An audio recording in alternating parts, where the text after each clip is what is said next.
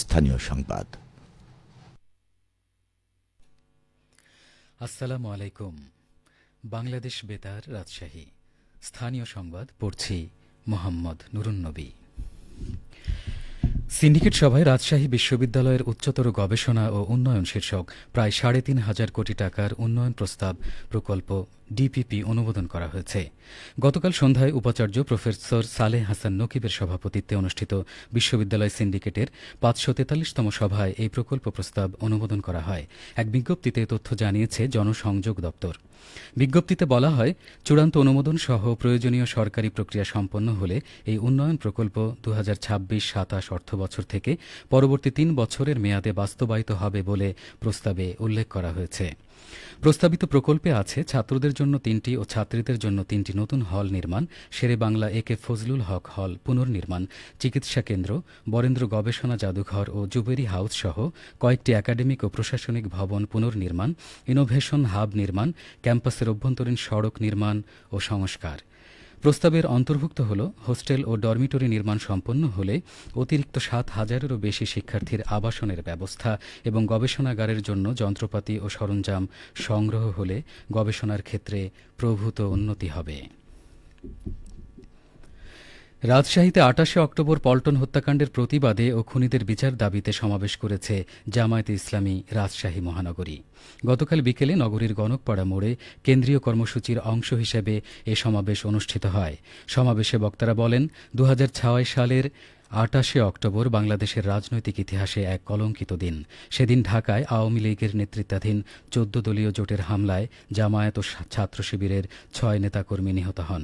বক্তারা ওই হত্যাকাণ্ডের বিচার দ্রুত সম্পন্নের দাবি জানান।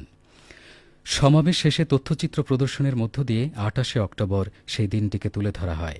রাজশাহী মহানগর জামায়াতের আমির ড মাওলানা কেরামত আলীর সভাপতিত্বে সমাবেশে দলের স্থানীয় নেতারা বক্তব্য রাখেন। দেশের উন্নয়নে নারীদের জনসম্পৃক্ততা বৃদ্ধির লক্ষ্যে জেলা তথ্য অফিসের আয়োজনে নাটোরে উঠোন বৈঠক অনুষ্ঠিত হয়েছে। গতকাল গুরুদাসপুর উপজেলার চরপিপলা সরকারি প্রাথমিক বিদ্যালয়ে এই বৈঠক অনুষ্ঠিত হয়। বৈঠকে টাইফয়েড টিকা, যৌতুক ও বাল্যবিবাহ প্রতিরোধ, ইভটিজিং, শিশুর মানসিক বিকাশ, মোবাইল ফোনের অপব্যবহার রোধ, নৈতিকতা ও মূল্যবোধ ইস্যুতে আলোচনা ও মতবিনিময় করা হয়। শিশু, কিশোর কিশোরী ও নারী উন্নয়নে সচেতনতামূলক প্রচার কার্যক্রমের আওতায় আয়োজিত বৈঠকে সভাপতিত্ব করেন ভারপ্রাপ্ত জেলা তথ্য অফিসার রেজওয়ান মোর্শেদ। বৈঠকে অনলাইনে সংযুক্ত হয়ে প্রধান অতিথির বক্তব্য প্রদান করেন গণযোগাযোগ অধিদপ্তরের উপপরিচালক তারিক মোহাম্মদ। বৈঠকে বক্তব্য রাখেন গুরুদাসপুর উপজেলা প্রাথমিক শিক্ষা অফিসার মোহাম্মদ জোনাব আলী এবং চরপিপলা সরকারি প্রাথমিক বিদ্যালয়ের প্রধান শিক্ষক মোহাম্মদ শহীদুল ইসলাম। বৈঠকে বিভিন্ন পেশার শতাধিক নারী অংশগ্রহণ করেন। পাবনা সাঁথিয়া উপজেলার জলবায়ু ও সবুজায়ন বিষয়ক সেমিনার অনুষ্ঠিত হয়েছে। গতকাল উপজেলার MCK আলিম মাদ্রাসায় অনুষ্ঠিত সেমিনারে প্রধান অতিথি ছিলেন সাঁথিয়া উপজেলা নির্বাহী কর্মকর্তা রিজু তামান্না। মাদ্রাসার অধ্যক্ষ KM আব্দুল হামিদের সভাপতিত্বে বিশেষ অতিথি ছিলেন মাদ্রাসার সভাপতি মোহাম্মদ আহমদুল্লাহ এবং জলবায়ু ও সবুজায়ন সংস্থার চেয়ারম্যান নুরুল ইসলাম কামাল।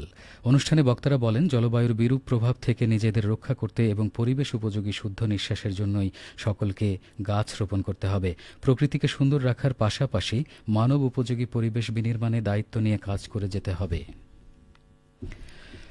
গত ১৩ মাসে বগুড়ায় বিভিন্ন যানবাহনের চালকের বিরুদ্ধে ৬,৪৮৫টি মামলা দায়ের করে ২,৮,৪৪,০৬৫ টাকা জরিমানা আদায় করে সরকারি কোষাগারে জমা দেওয়া হয়েছে। বগুড়া জেলা ট্রাফিক পুলিশ জানিয়েছে, রেজিস্ট্রেশন ও প্রয়োজনীয় কাগজপত্র না থাকা সহ ট্রাফিক আইন লঙ্ঘনের অভিযোগে এসব যানবাহনের চালকের বিরুদ্ধে মামলা দায়ের করে জরিমানা আদায় করা হয়। যানবাহনগুলোর মধ্যে সবচেয়ে বেশি মামলা দায়ের করা হয়েছে মোটরসাইকেল চালকদের বিরুদ্ধে। বগুড়া সদর ট্রাফিক বিভাগের incharge traffic inspector Mohammad Khalequzzaman Khan জানান, অবৈধ যানবাহনের চালকের বিরুদ্ধে মামলা ও জরিমানা আদায় করে যানজট নিয়ন্ত্রণের চেষ্টা করা হচ্ছে। বগুড়া শহরে ধারণ ক্ষমতার চেয়ে ৩ গুণ বেশি যানবাহন চলে। শহরে প্রায় ৫০,০০০ যানবাহন চলাচলের ধারণ ক্ষমতা, কিন্তু এখন যান চলাচল করে লক্ষাধিক। এর মধ্যে আবার প্রায় ১,৫০,০০০ যানবাহনের কোনো বৈধ কাগজপত্র নেই। এসব যানবাহনের বিরুদ্ধে ক্রমাগত অভিযান চালানো হবে বলে জানান ট্রাফিক ইন্সপেক্টর। সবশেষে আবহাওয়া। আজ দুপুর ১২টায় রাজশাহীতে তাপমাত্রা ছিল ৩৩ ডিগ্রি সেলসিয়াস। এ সময় বাতাসে আপেক্ষিক আর্দ্রতার পরিমাণ ছিল ৬২%। রাজশাহী ও পার্শ্ববর্তী এলাকায় আজ সূর্যাস্ত সন্ধে ৫টা ২৭ মিনিটে।